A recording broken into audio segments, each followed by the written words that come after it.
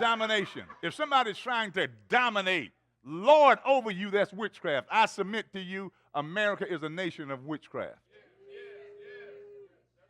It dominates. It oppresses. It holds other people captive.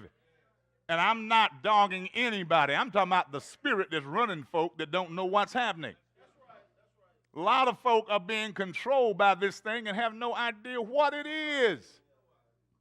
And that thing has lied to them and told them that they have a right to do this, and that is in error. So what I'm trying to do is help you come to a place of finding some truth, because it's the truth that makes us free. It does not set us, it makes us. It is a process of changing. Setting, you can have a man on lockdown for 10 years and then set him free from the jail because he's finished his sentence. He does not know how to come out and make a living because he's been on lockdown for 10 years. But when you rehabilitate him, I don't know why we call them the corrections department. We correct nothing. They come out more incorrect than they were when they went in. It should be the prison incorrect system, because we don't correct anybody. Now, if we were rehabilitating and making them free while they're in there, they'll never come back. But a system of witchcraft says, I want you to come back. I want you to come back and get in this system because I programmed you to live in here and work for 10 cents an hour and make this stuff that we can sell for $5 a piece. Because we want to get rich off of you. And see, the Constitution says that nobody shall be enslaved except it's for criminal activity. So now when you can violate the laws, then they can incarcerate you. That is slavery. They did it in the 1800s. Going on now. I live in a country where witchcraft is the order of the day.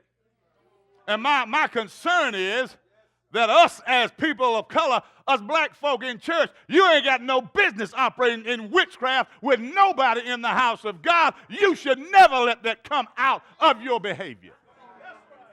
You ought not ever be playing a game with one another. You ought not ever be up in here talking about, I'm with you, apostle, and then lying to me, stabbing me in my back. You ought not be sitting up here with me talking about, we're going to help you get this done, and as soon as we get into another building, then half of y'all jump ship and then wait for me to die up under the pressure of not being able to pay for it. That's what we do. That's witchcraft. That's what we do. And if you operate in witchcraft, that means your father is a witch who is Lucifer, Satan. You see, when I shake a man's hand, tell him I'm going to do what I'm going to do, I'm going to do it even if it costs me. God said, blessed is the man that swears to his own hurt and keeps his word. Even if what I said I was going to do, even if it costs me something that I really don't have right then, I'm going to do it because I told you. I'm not going to come up and say, well, apostle, I was going to help you with that, but, something came up. I ain't never seen as many something come up as I have among black folk. Black folk have something to come up about every 3 days. We always got something. Apostle, I got caught up because something came up. And if you ask them what came up, it would be something different if they were running a corporation and had to fly them to South Africa. All they had to do was go to Walmart and talk about something came up. Do you understand how small-minded we think? And y'all always trying to put us in places of power, and we down here thinking about little itty-bitty stuff, gaming on one another. If I tell you I can do something, I'm going to try my best to do it. If I can't, I'm going to tell you, well, I won't be able to do that. It's simple. Why do you lie knowing you can't do it and knowing you ain't going to do it? When you told that lie, inside you was saying, I ain't going to do that, but yeah, I'll be there, I'll be there. You knew when you said it, you weren't going to be there. But we play those games. And he always said, tell my people to straighten stuff out. Listen, folks, you ain't seen what's going to happen in this place with folk who are looking for real experiences with the living God.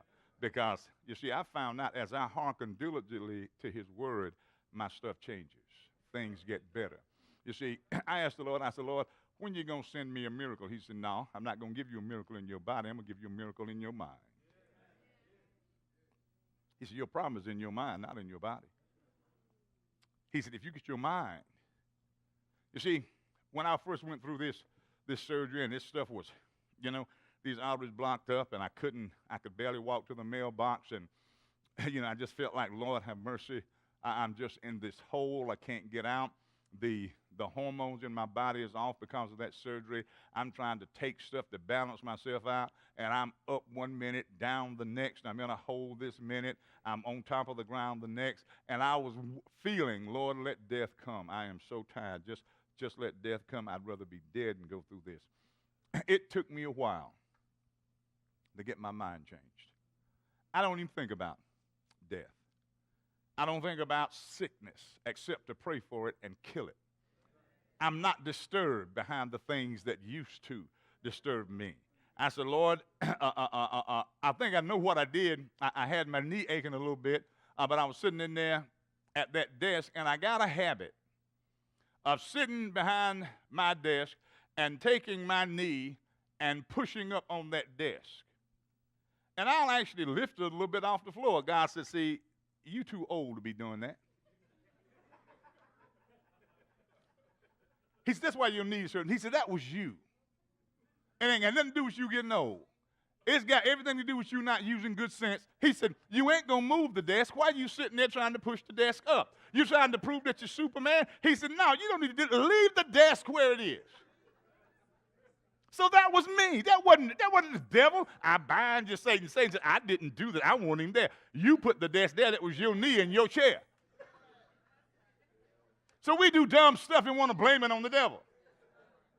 And the devil said, hey, God, here they go again. You got some lying children. They lying on me every day. He said, no wonder you can't do anything with them because they always lying on me.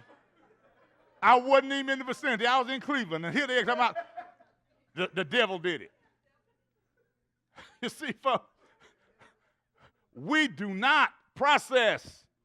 Our brains have been operating up under the system of witchcraft. The stuff they put on TV, Disney is witchcraft. CBS, NBC, ABC, they operate in witchcraft. And they operate in sorcery to mess with your mind. They put stuff in your ear gate, eye gate, and cause you to have wrong perceptions about stuff. Have you believing that you've got to be long flowing hair and 118 pounds and got to bounce to the door when your man comes home and he's got to have a little almost clean-shaven beard and he's looking like he's, 6 feet tall, weighing 185 pounds, got muscles rippling everywhere. After you had a couple of babies, forget it. And after you done raised a couple of babies as a man, forget it. Because that ain't going to happen.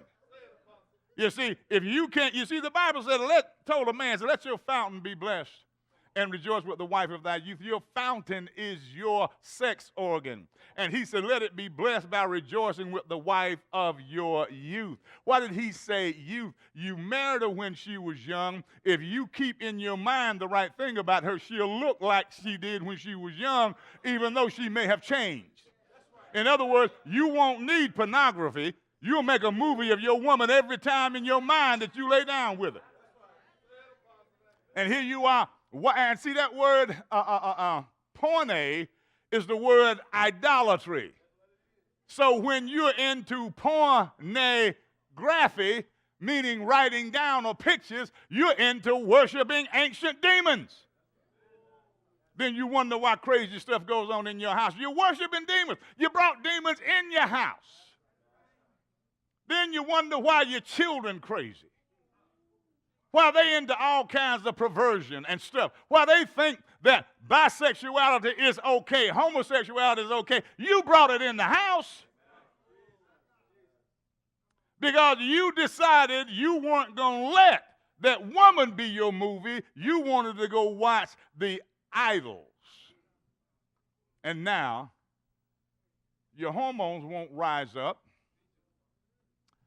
as high as they should with her, because you got to have these idolatrous stimulants that came out of pornography to stir you up.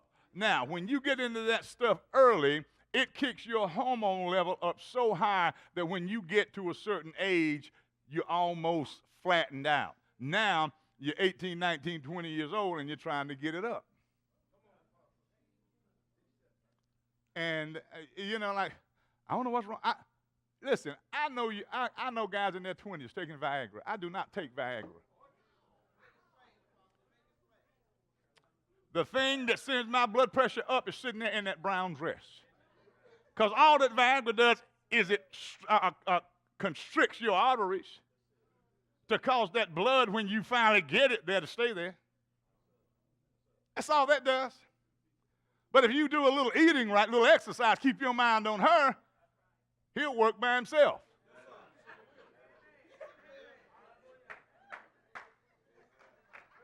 I don't have to think about no other woman. I think about her. I look at her, and she'll say to me, how do you find me with what I'm going through attractive? The image of who you were is in my mind. And the image of who you're going to be is in my mind. So right now, this is only a temporary thing, and what is temporary is not eternal. It's the eternal things that I look to, and I bring what I know is real into my mind, and that's how I live. That's how I work. I call those things that be not as though they were. So I don't care what I feel. I don't care what I see. I see something else from the inside. I create my own reality from inside. So you say what you want to, well, it looks mighty bad. It looks mighty bad to you. No. Situations, amen. The situation you're in, you say, Lord have mercy, this is a bad situation. That's your perception of it. I may come look at it and say, oh, this ain't so bad. We can fix this. And then you freaking out like, don't you see how bad it is? Only thing that I see how bad it is you. And if you quit being all hysterical, and sometimes we got to grab that dude like they do in the old movies, and she's just screaming, ah, pow, slap her, and straighten her out.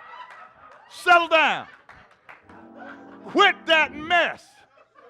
Because some of y'all just get too hysterical. Lord, Apostle, Lord have mercy. I just don't know what we's going to do. What we's going to do is shut you up first.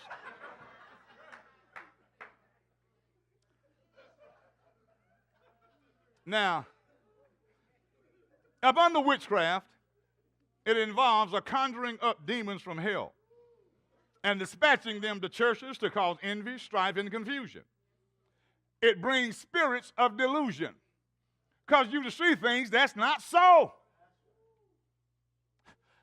I know he was talking about me. You sure do think a lot of yourself. To think that I'm going to fast and pray and study just so I can figure out something to say about you. You do think too highly of yourself.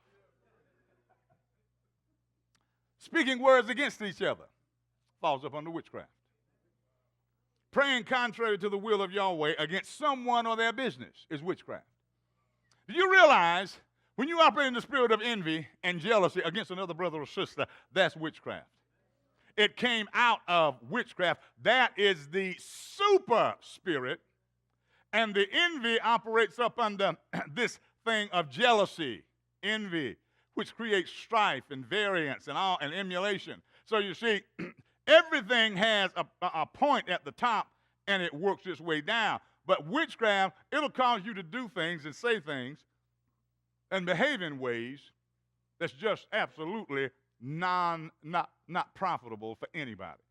So, I'm thankful for your blessings. Want to see you with more. But when I start getting jealous and envious because of what God has blessed you with, then what I'm doing, I'm creating a negative energy field, and I'm going to attract other things. That's why they say birds of a feather flock together. You know that one's full of envy. Then all of a sudden, 2 or 3 people join the church and they're hanging out together. Uh-oh. Energy field has drawn them. They know it about each other. They just see it. They feel it. And all of a sudden, they're having conversation, making a lot of phone calls. They're tied up in the same spirit. Witches and warlocks and devil worshipers are driven by fear, hate, greed, and pride. They're driven. And one of the biggest problems they have is pride.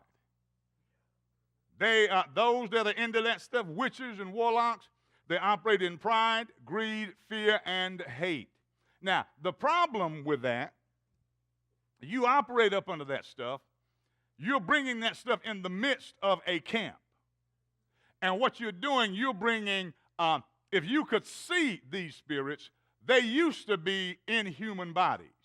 Because the demons that you deal with are disembodied spirits. They used to be humans in the world before Noah and the world before the flood and even before that. Because Yahweh didn't just start doing stuff 6,000 years ago. These forces have been in operation a long time. So what you do, you bring that spirit in among other folk who don't have that spirit. You short circuit the blessed energy of the Holy Spirit.